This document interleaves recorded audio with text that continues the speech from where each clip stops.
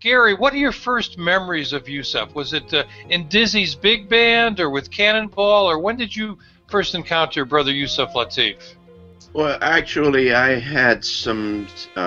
You said I've been around since the 50s. It's really 60s, though.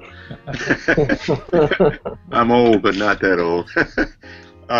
But I heard some recordings of Yusef while I was in high school that just fascinated me, and I didn't realize I was just reading something, and they were saying that he was the pioneer of what today is called world music. Mm-hmm. I didn't know it was world music. It was just some beautiful music that he was doing, and I just fell in love with him. Actually, the first time I saw Yusef was I had moved to New York.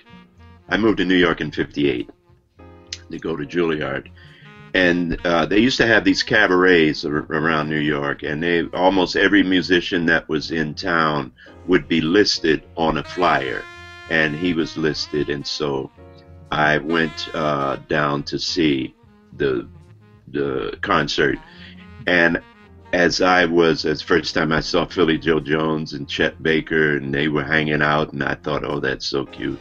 They were hanging out until I later found out, but that's another story. But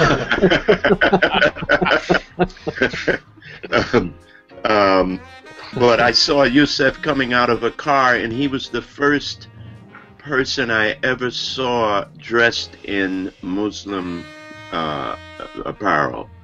And I was just fascinated. I just followed him, visually I just followed him into the club, and that was the first time I ever saw him.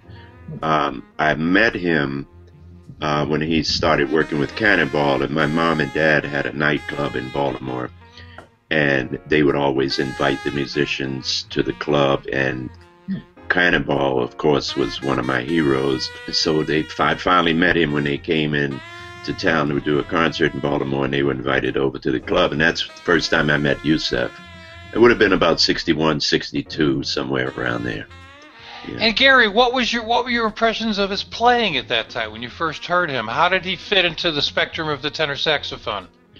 Well, I grew up on the blues, and if you want to hear some blues playing, listen to Yusef. Yes. Brother Yusef played the blues better than just about anybody I've ever heard. Yes, true. And that's what really got me.